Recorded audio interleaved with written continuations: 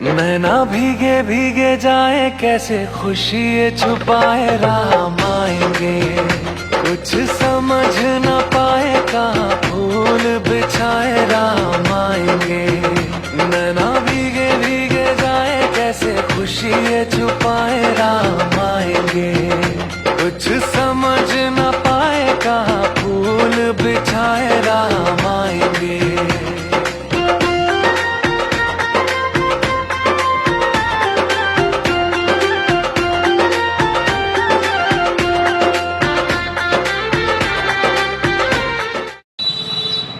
Good morning and welcome back to the channel to new blog. আমি ব্লগে তোমাদের অনেক অনেক স্বাগত আর ভালোবাসা জানিয়ে ব্লগটা এখান থেকে শুরু করছি।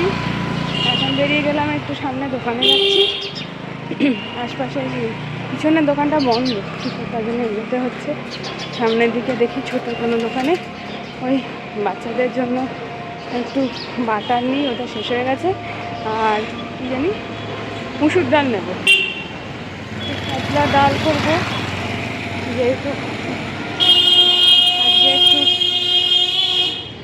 আজকে একটু মানে হালকা ফুলকা খাওয়া হবে। ডালটা মেন, তাছাড়া অনেক কিছুই রান্না আছে, ভাজা, তারপরে চিকেন। তো ডালটাই মেনলি আমার প্রত্যেক দিন লাগে। কালকে ও রাতে ফিরেছে যখন, তখন আমি বলতে ভুলে গেছি। রাস্তাঘাট আজকে বিশাল দিন, প্রাণ প্রতিষ্ঠা হবে রাম মন্দিরে। তো চলো যাই, এখন সামনে ওই যে দেখতে পাচ্ছ দোকান, ওইখান থেকে নেবো। এখানে টুকটাক সবজিও পাওয়া যায়। তো সারাদিন দেখতে থাকো ব্লগটা, আশা করছি ভালো লাগবে।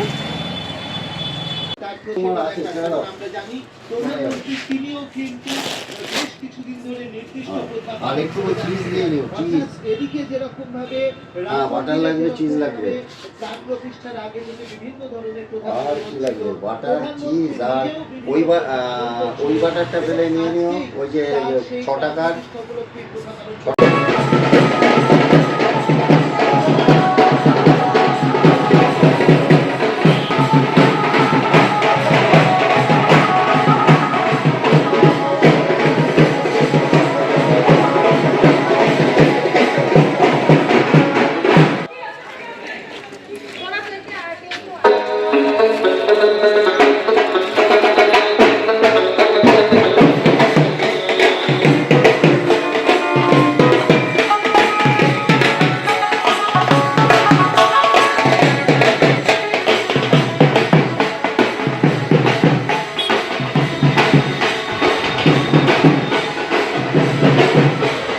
লাগবে না, তো ওই জন্যে গাজর নিলাম, মেয়েদের জন্য টমেটো, আলু, পেঁয়াজ সকালে নিয়েছিলাম, সে আবার ছিঁড়ে পড়ে গেছে ব্যাগ থেকে।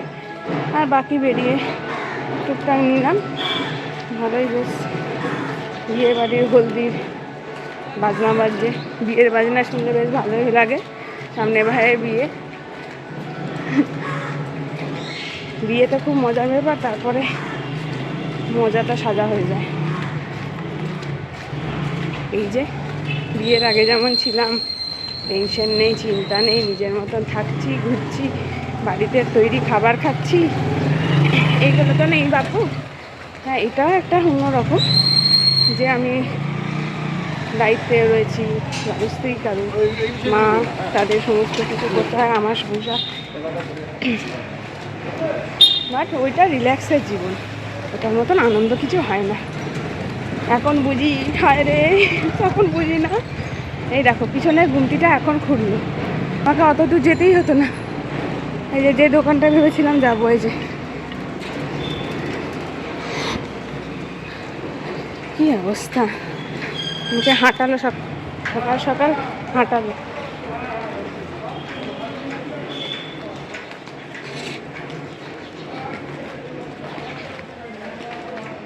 এলাম,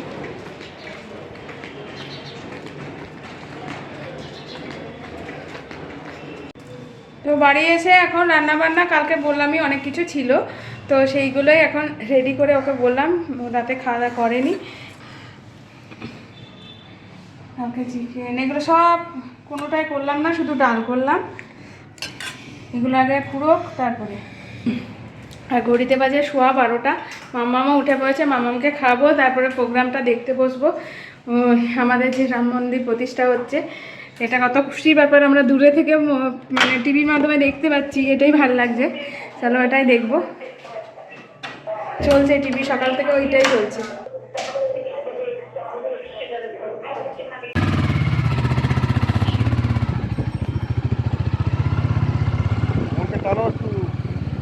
বন্ধ করো।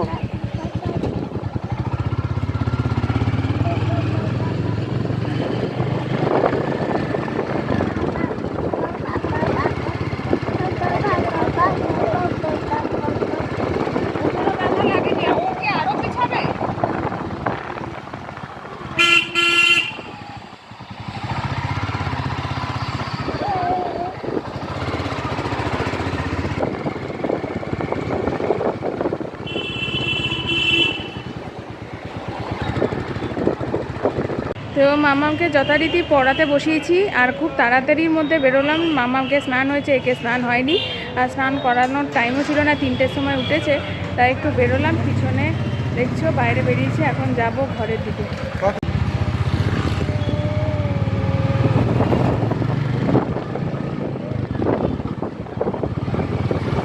মাঝখান থেকে ওপোটা নিয়ে বেরোতে ভুলে গেলাম।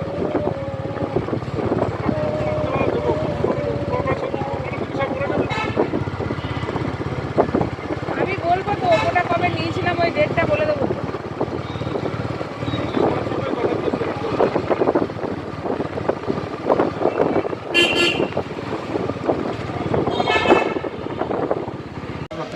আসো না, এইদিকে আসো।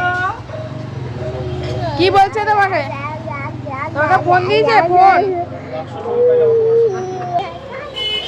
ওই যে বকা দিবে, বকা দিবে। এই, এটা অরিজিনাল আমার মেইন সিমটার মধ্যে ভরা আছে তো?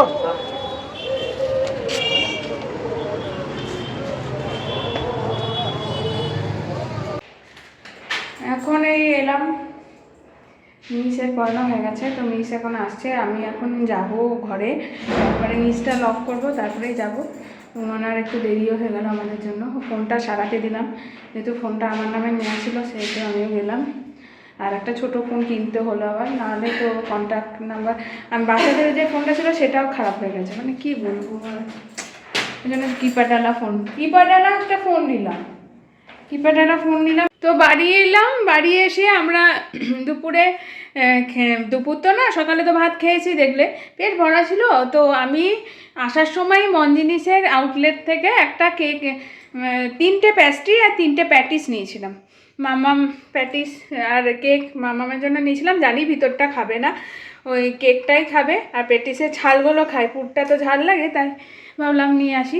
আর আমি যখন কেকের দোকানে ঢুকেছিলাম তখন ব্লগ করতে পারিনি, ফোনটায় ওর ফোন এসেছিলো, কারণ ওর জন্য বললাম একটা ছোটো কিপ্যাডওয়ালা ফোন কিনতে গেছিলো, তো ফোন ছাড়া তো হবে না। আর আমার ওই ফোনটাও বাগাতে দিলাম, ওইটাও এখন টাইম লাগবে, যেটা বাচ্চাদের ফোন, যেটা নিয়ে মাঝখানে ব্লগ করছিলাম বললাম।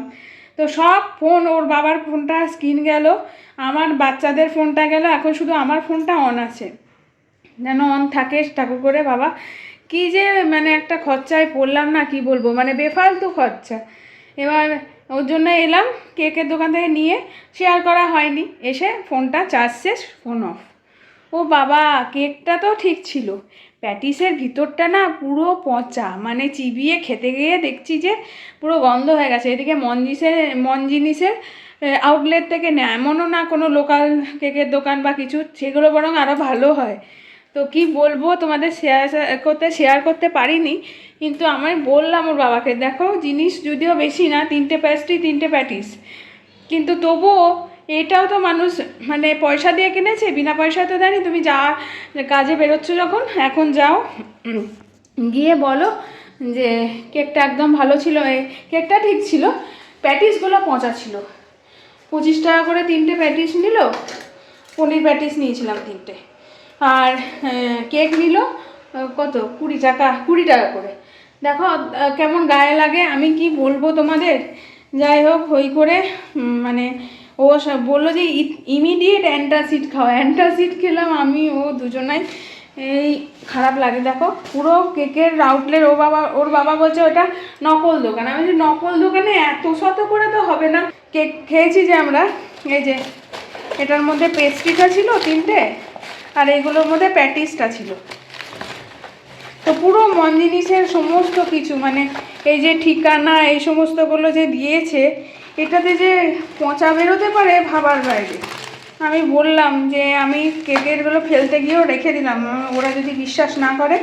তো এই যে মন জিনিস কবে থেকে শুনছি আমি, সেই যখন রোজগেরে গিন্নি বলে বেরিয়েছিল তখন।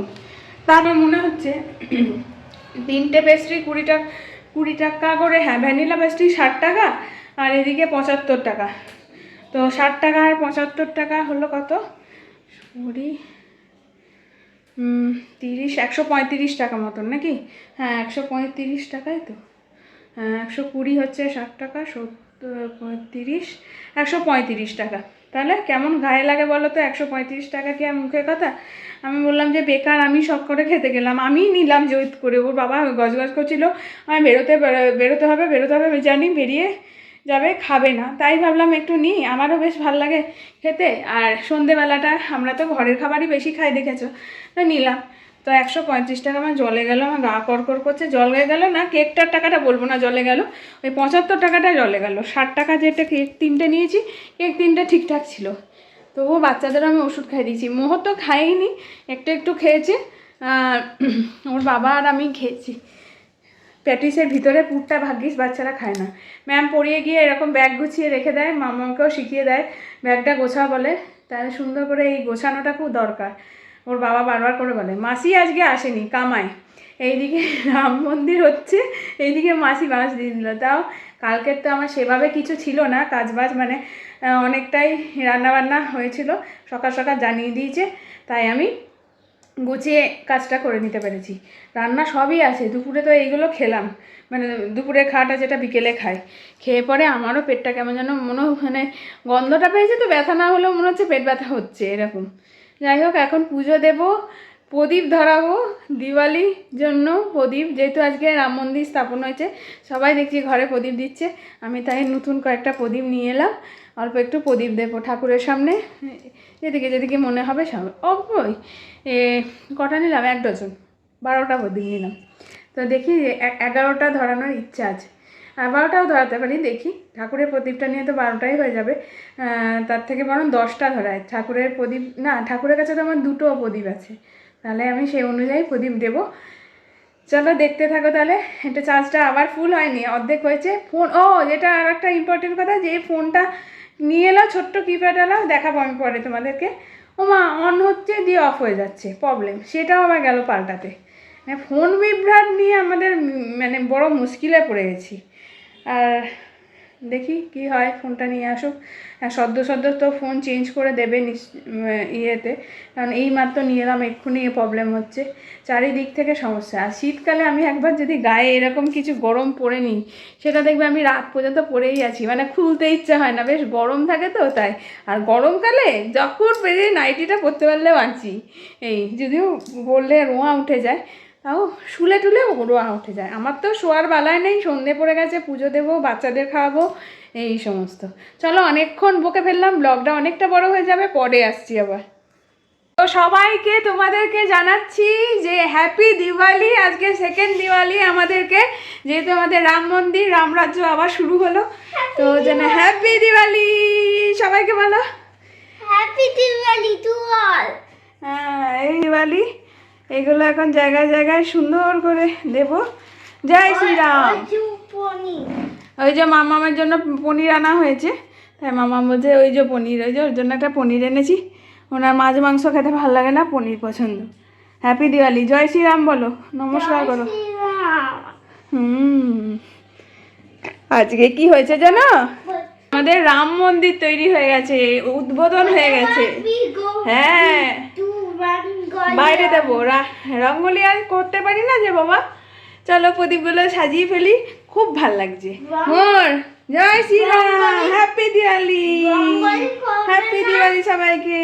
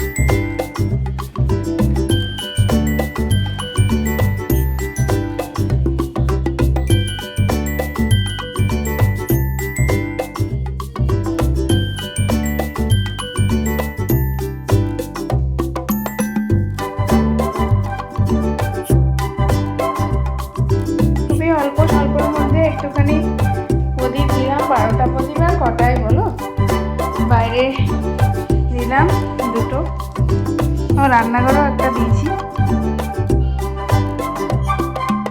বাসনপত্র সব মেজে ঘষে পরিষ্কার করে রেখেছি, রান্নাঘর পরিষ্কার করে দিয়েছি। সন্ধ্যেটা তো পরিষ্কার না হলে হয় না।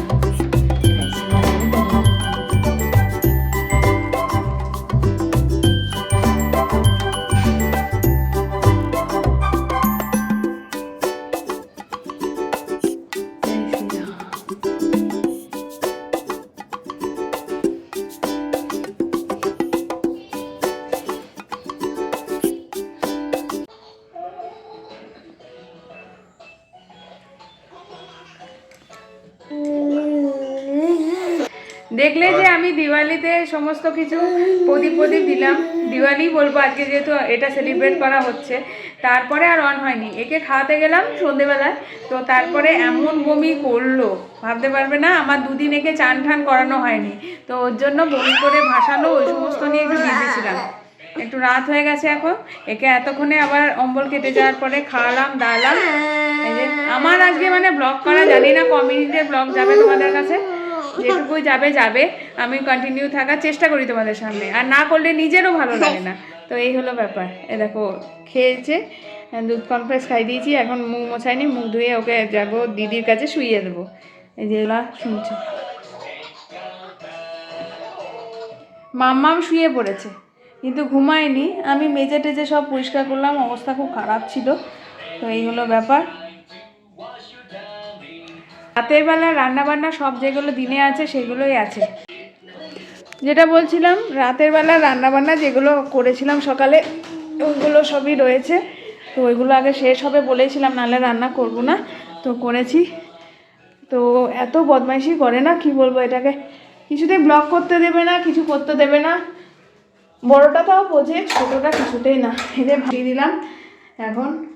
আর রান্নাঘরে এগুলো কালকে গুছাবো, এগুলো সব মাজা বাসন এসব গুছাবো। একটু ছিটানো আছে, থালের সময় না ভাল লাগে না একটানা কাজ করতে, রেস্ট নিতেও ইচ্ছা করে।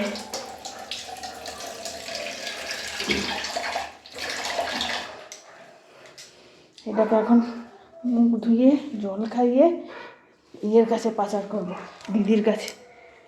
কি গো সবে তো নাকি, চলো একে শুয়ে দিই। আর এটাকে তো শুয়েই আছে, ঘুম নেই তো।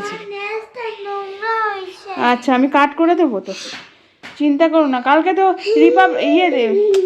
নেতাজির জন্মদিন না, হ্যাপি বার্থডে নেতাজি করতে হবে। দেখুন নেতাজি সুভাষচন্দ্র বোস, ইন্দু প্রমিলের বার্থডে তো কবে দেখতে হবে। তোরা ঝগড়া কর, তোদের পিছনে পড়ে থাকলে না আর খেতে হবে না, কিছু না। যা খুশি কর গিয়ে থাক। ও কাঁদছে, একটু কাঁদুক গিয়ে, ভাবলে হবে। এই যে সয়াবিনের তরকারি আছে, ডাল আছে, সব ঠান্ডা বরফ। এইদিকে চিকেনও আছে। আজকে চুলটা শ্যাম্পু করেছি, ভালো করে শ্যাম্পু করার জন্য এরকম হয়ে আছে, কিন্তু গোড়াটা ভিজেছিল তাই খোলা গেছে। এখানে মাংসটা গরম করতে বসিয়ে দিয়েছি, এরকম বসিয়ে দিয়ে খাওয়া দাওয়া হবে। আর তোমাদেরকে যেটা বলছিলাম যে ওর একটা ছোট ফোন হয়েছে। তোমার ছোট ফোনটা কই গো? তখন বেরোলাম যে এই ছোট ফোন একটা নিল, এই যে এখন এটা ওর ফোন। এটা এখন ফোন হিসেবে ব্যবহার করতে হবে, কারণ কন্ট্যাক্ট লিস্ট ওর সাথে আমার মেলে সিঙ্ক করা মানে হয়েছে, যেগুলো দরকারি নাম্বার সেগুলো সমস্ত কিছু ও নিল। সবগুলো পাওয়া তো যায় না, কিছু নাম্বার আছে আমারও ওর সেম, সেগুলো নিয়ে ও দরকারে কল করতে পারবে। একটা ফোন না থাকলে তো খুব অসুবিধা মনে করো, ওই জন্যে। চলো তাহলে খাওয়া দাওয়াটা সেরে নিই। গুড নাইট না হয় রাতে করবো, নাহলে সকালে একেবারে এন্ড করবো। তো রাতে আর ব্লগটা এন্ড করলাম না, এখন ব্লগটা এন্ড করছি। চলো সবাই খুব ভালো থেকো, সুস্থ থেকো। কালকে আসছি আবার একটা নতুন সুন্দর ব্লগ নিয়ে। আর সাবস্ক্রাইব করোনি যারা, প্লিজ সাবস্ক্রাইব মাই চ্যানেল আমি মৌ ব্লগ। চলো আজকের মতন টাটা, টেক কেয়ার, আসছি কালকে।